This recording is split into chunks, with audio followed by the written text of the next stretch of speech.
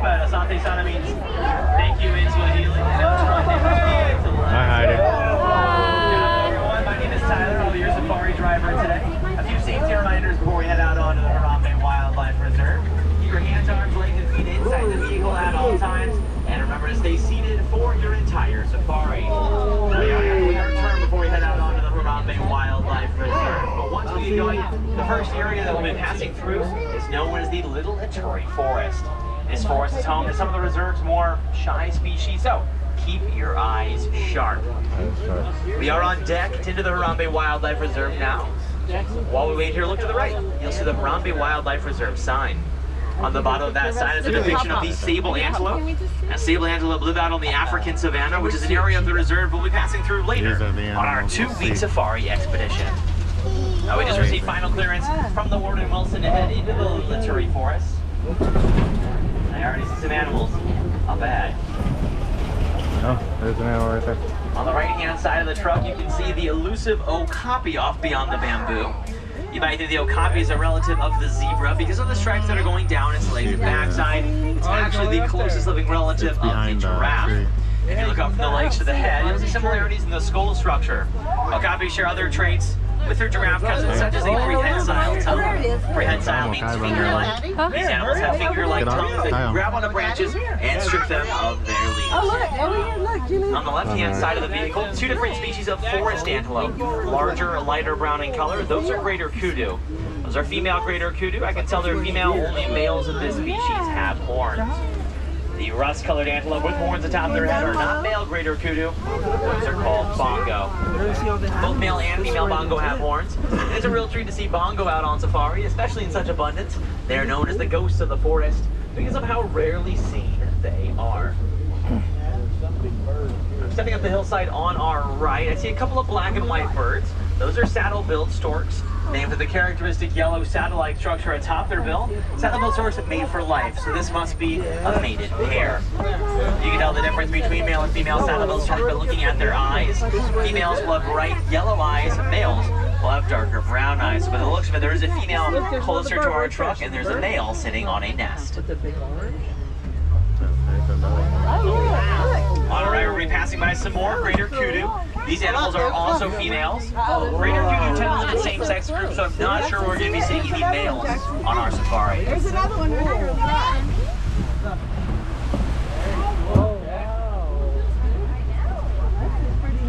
Behind our truck to the left is a black rhinoceros. Black rhinos are the smaller of the 2 rhino species found in the Harambe Wildlife Reserve. Still, they can weigh up to 3,000 pounds. Black rhinos have an incredible conservation story to tell us. In 2015, their numbers worldwide were as low as 5,000 individuals. But today, thanks to conservation efforts, those numbers have doubled. Well, friends, we got to see all the shy species that call the Little Ituri Forest home. I will take that as a great sign for the rest of our safari as we now head towards the Safi River area of the reserve. The Safi River is home to some of the reserve's more aquatic wildlife, so keep your eyes on the water. Be on the lookout for bubbles, ripples, and any other signs of movement. I see a bunch of birds down there already. On the right-hand side of the truck, I can see we're going to be passing by a nesting colony of pink-backed pelicans. Named for the pink feathers that go down their back, pink-backed pelicans are colonial nesters, which means they're often found in these larger groups. Pink-backed pelican and saddle-billed stork wingspan can reach up to 9 feet from wingtip to wingtip, which for reference is about as wide as the canopy of this truck. On the left-hand side of the truck, at the surface of the Safi River, a Nile hippopotamus. No, it's a hippo. Hippopotamus gets their name from the Greek word that means river horse. These animals are river horses, and they sink down to the bottom of the water and they trot along the riverbed rather than swimming. There's a river horse in action on our left, meaning we're passing by a float of Nile hippopotamus. Yes, a river hippos is small float. There's 2 up there. Oh, yeah. So these animals are perfectly adapted for all things in water. There was one over Their there. eyes, nostrils, and ears are all located Very hard to see. allowing for the maximum amount of their body to be submerged while still being aware of what is above the water surface. If they wanted to, however, hippos will close up their eyes, nostrils, and ears, sink down to the bottom of the water, and go to sleep, holding their breath for 8 minutes at a time. From Nile-hippopotamus to Nile crocodiles down the left-hand side of the truck. They're passing by the largest living reptiles in Africa, reaching up to 6 feet. To reference as long as some giraffes are tall. Now we are going to have the remain seated, my friends, those include children. They can sit on a elastic bed underneath. They're going to have to be seated on their bottom before we can proceed forward. Asante Sana, friends, trust me, the crocodile is the last area on the reserve. You want the name is put. Oh, there's another one right there, look. These crocodiles are lying out there still right now because they're ambush predators. So they're not going to waste any energy going out and hunting down their prey. Instead, they will let their prey come to them. This is an effective hunting strategy for these animals. Nile crocodiles are, of course, great predators. They're also great parents. Female crocodiles will gently rotate their eggs in their mouths out further along the hatching process. And once those baby crocodiles have hatched, Mama Croc will carry around her offspring in her mouth while they're still small and defenseless to keep them extra protected from outside threats. Leaving the Safi River behind, we're now approaching the African savannah, home to some of the more famous animal species on the Harambe Wildlife Reserve. It's also home to the baobab tree we're passing by on our right. Baobab trees are well adapted for life on the African savannah. They can store water in that great big trunk of theirs for up to 9 months. This takes them through the African dry season and back into the wet season, where the rains and floods that follow will replenish their root systems and their water supply. Baobab trees are sometimes known as the trees of life because during the African dry season, many animals will rely on the water reserves as a source of fresh water. From the top of this overlook, you can already see several of the charismatic species that can be found on the savanna below. This is an ecosystem that is home to high levels of biodiversity or diversity of life. And that's a sign of a healthy ecosystem. The savanna is vast, however, animals might be spread out. But an ecosystem does not have to be this large to be biologically diverse. It can be as small as your own backyard. Consider planting native plants to attract native animals. That, my friends, is biodiversity in action. First group of animals we're going to be passing by on our right, out on the open savanna, is a dazzle of Hartman's mountain zebras. Yes, a group of zebras is called the dazzle. Hartman's mountain zebras are unique from some other zebra species. Their stripes do not extend beneath their belly. They're also unique from each other. No two zebras have the same stripe pattern, just like no two humans have the same fingerprint. In the direction of our vehicle's travel, I see another group of animals. A herd of wildebeest. Wildebeest are one of the most densely populated mammals on the African savanna, second only to humans. One wildebeest herd can reach up to 1,000 individuals, and once a year in an event known as the Great Migration. These herds will all come together to form a mass of over 1.5 million animals crossing the African savanna. Wildebeest are oftentimes joined in the Great Migration by zebras, like the Hartman's Mountain zebra dazzle we passed by earlier on safari. Now look at that wildebeest herd on the over here. Beyond the wildebeest and the termite mound are sable antelope, like we saw earlier on the reserve sign. Named for the beautiful brown color of the female coat, those are all female sables. Males will have a darker brown to black colored coat. The horns atop the sable antelope's head are not just for show.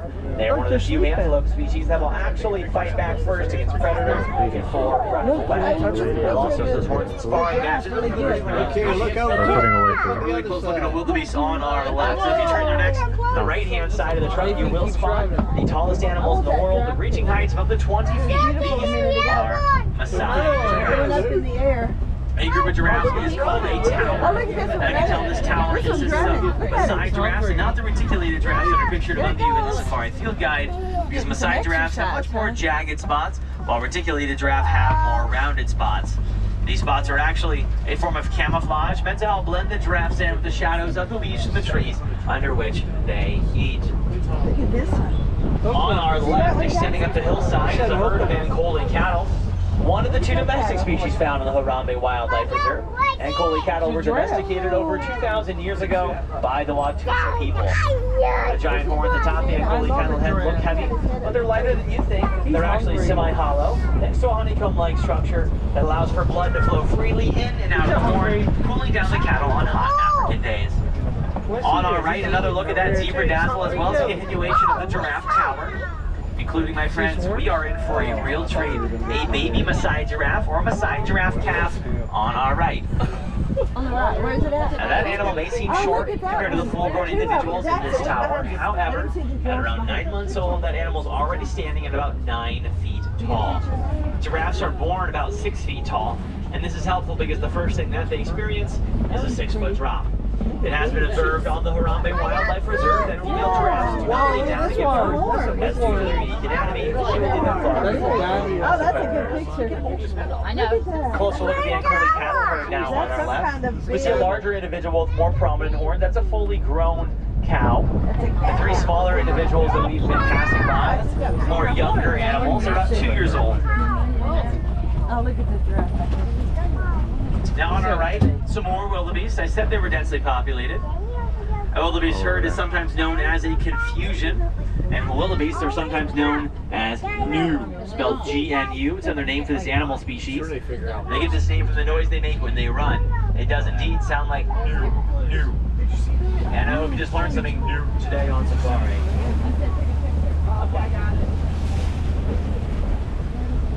So we're continuing across the African savanna. Yes, some more giraffes, smaller beside giraffes in a tower off to our left. These animals are using their camouflage. They're also using their height and that prehensile tongue like we talked about earlier with their custom copy to grab on high a full interest any other animals cannot reach.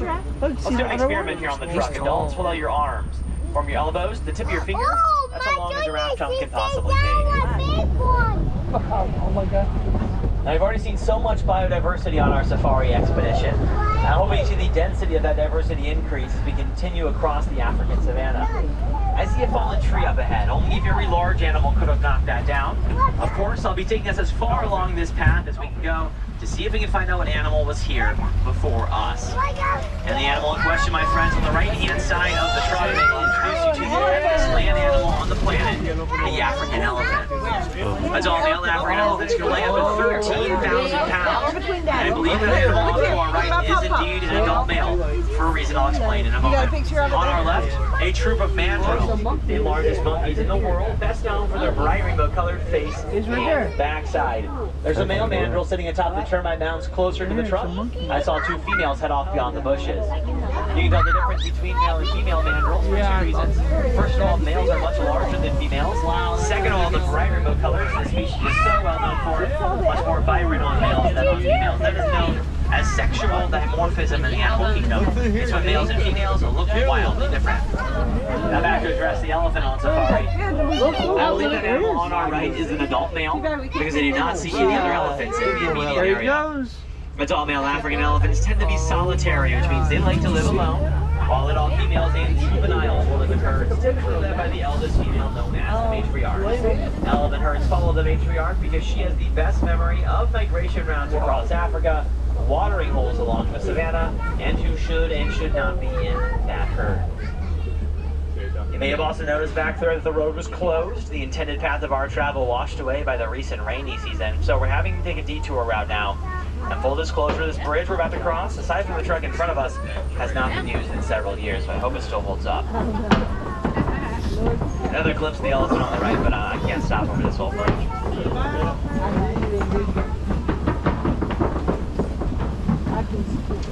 At least I made it across. Now on the other side of the old bridge, we're going to be descending into a pit of red clay. This is not a cause for concern, I don't think. It's actually a good sign that we're still in elephant country. Red clay contains healthy vitamins and minerals for African elephants. So just like you and I might take a multivitamin one a day, African elephants will actually eat red clay. In fact, elephant tusk marks dug out of the clay on the right-hand side of the truck. And on the left, we're approaching a herd of African elephants. What's that? The elephants in this herd, as well as the individual, the bull male we passed by before the old bridge, are exhibiting 2 key African elephant behaviors. The first is an ear flapping behavior. You may notice the prominent blood vessels that run through the African elephant ear. Elephants will flap their ears back and forth to pump blood through these blood vessels, circulating it over a larger surface area on their body, cooling them off on hot African days. Second of all, foraging behavior. Elephants are using their trunks to grab food and bring it into their mouth. Elephant trunks contain thousands of muscles, more muscles than pounds than our entire human body. Those trunks are also considered prehensile or finger-like, just like giraffe and okapi I tongues. can't see them yet. We'll have to put them. These are Romeo and Poly are very slightly here as we emerge from the red clay pits. A good sign. There's animals in and around the path of our safari vehicles up ahead. They're very nice. Right on the left, a herd of African elephants. Off in the distance, a baby African elephant or an African elephant cow. Look at the He said elephant they're right very here. nice. The African elephant gestation period is 22 months long, which means one of the females in this herd was pregnant with that calf for 22 months before giving birth. Watch it, it's eating grass, isn't it? Now it's putting it in its mouth. Oh, magnificent. Look over the back. On our right, we're passing by some more baobab trees. I mentioned earlier that many African animals rely on baobabs as a source of fresh water. Well, African elephants in particular use their tusks to puncture the trunks of the baobab trees, releasing water from within. Water is not going to pour out like a spigot or a faucet back home. There's a sponge-like wood beneath the bark that animals must still extract the water from. Now, speaking of elephants and water, Archer is going to be taking us through an African elephant watering hole. Oh, it's a baby! Contrary to popular belief, elephants do not drink through their trunks like straws. Instead, they use their trunks to suck up gallons of water and shoot that back out into their mouth. Die, baby! There's a closer look at that Where's the elephant baby? cow. Oh, there's the baby. Big Look baby. at the little one. Watering holes are common gathering sites for animals from across the African savanna. A beautiful display of the biodiversity we talked about when we went down the overlooked pass. Right now we're joining the flamboyance of flamingos on the left-hand side of the truck. Yes, group flamingos is called a flamboyant. These specifically are greater flamingos, the largest and the lightest pink of all flamingo species. On our right, look at those tan and white specks walk away from the watering hole. Those are springbok, the smallest antelopes on the Harambe Wildlife Reserve, or the smallest antelope species in the entire world. Springbok get their name from the way they jump or spring up into the air when they are scared or excited. That is a defensive behavior known as pronking. Springbok will pronk to let predators know, hey, I am really, really fast. Are you sure you want to waste all of your energy chasing after me? They're not bluffing either. Springbok can run up to 55 miles per hour. Now, it seems we might be hanging out here for a moment longer. There's animals in the road up ahead. But this is my favorite view on all of safari, so it's very fortunate we got to stop right here. Flamingos in the foreground, elephants in the background, of course that truck in between. Good picture, yeah. Yeah, with the other truck too. That shows what we're in. Show mom. You might be able to see the springbok behind us Where you want to stand up? if they haven't walked too far away. Julie. Look at Papa. The elephant. All right, we're going to be back on the move now, but again, going pulley or very slowly in the Swahili. Safari. You and Jackson like to play the safari, don't you? Explorers. We're rushing more up. Oh, let's see.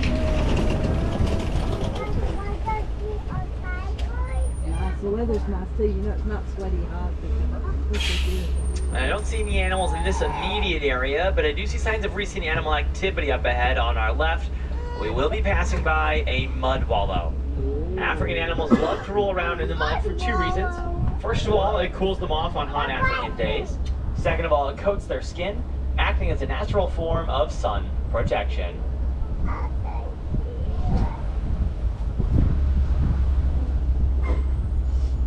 Again back on the move, again moving pulley or very slowly in Swahili. The Swahili language does not have a word that means very, so to emphasize a word, you just say it twice. If we are going very slowly, we are going slowly, or pulley.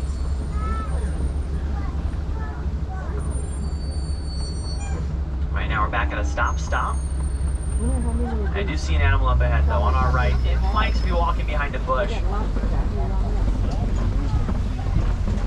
Alright, so through the vegetation as we move forward on our right, you're going to be able to see the ninth wonder of the world, the backside of a water buck. An antelope species named because they never stray too far from a source of water. Water buck's skin secretes a smelly, oil-like liquid that covers their fur, waterproofing their coat, giving them a shiny sheen in the African sunlight.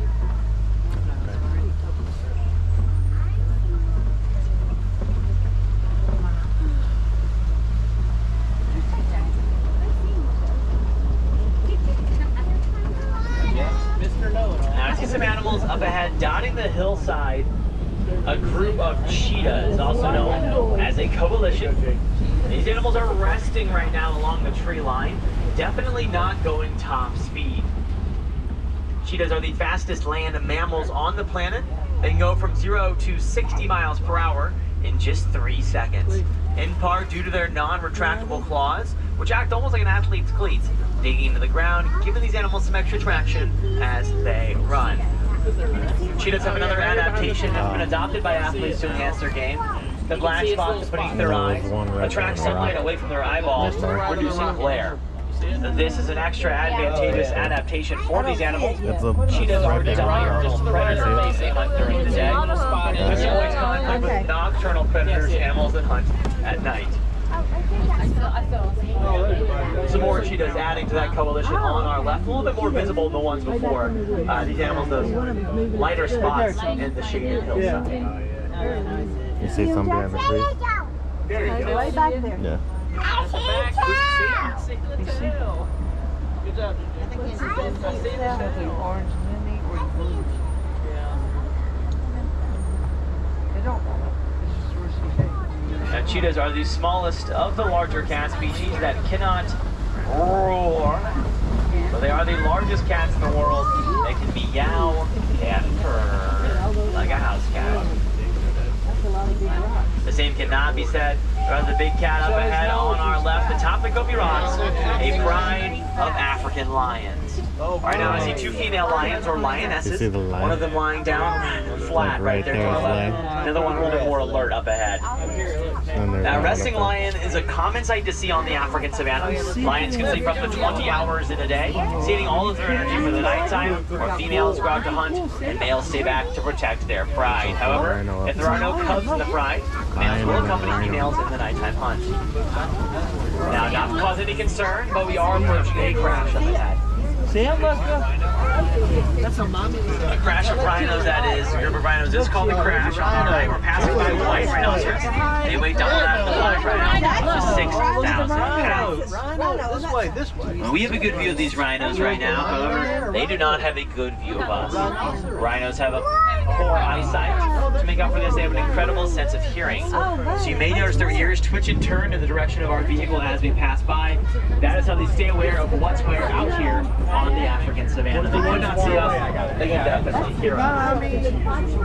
No, say hello, baby. The rhino, yeah. The lion. Now, there's a male lion on our left on the move. Oh, there's a male. Look, Jackson. There he goes, Luke. I know a lion is a male, of course, because he does have a mane. All of that mane is the same color as the rest of his coat, which lets me know that he still has some growing left to do. As he gets older, that male lion's mane will get larger and darker in color, so that he's more dominant over his pride and over the African savanna. Through the thick vegetation on our left, warthogs, the makers of the burrows we're not passing by. Warthogs are the largest burrowing animals in Africa. They can weigh up to 300 pounds. When a warthog runs, it runs with its tail sticking straight up in the air. This is to let other warthogs know that there might be danger nearby. Now here's a riddle for you. Why did the ostrich cross the road here? It hasn't yet. So we're going to stop right here. Wait for the animal to get out of the path of our safari vehicles up ahead.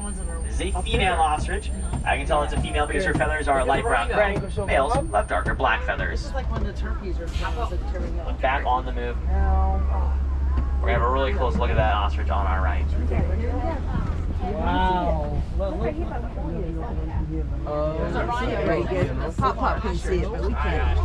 There it goes. Oh, look. As well as, once again, another look at that rhino crash and the water buck. Look at those big. It's really great. Magnificent. And then I see another female ostrich up ahead.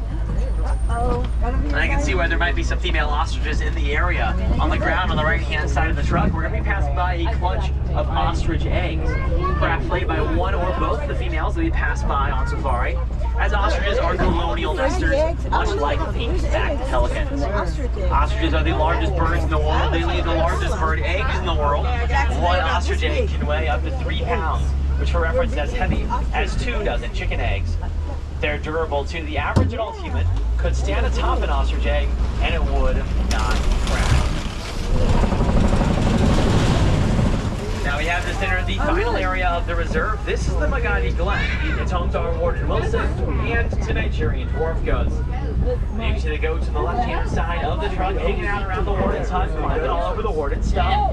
They're a playful species, so you might observe them running at each other and headbutting. This is not an aggressive gesture for these animals. It's as if you and I were to give each other a high five or a fist bump.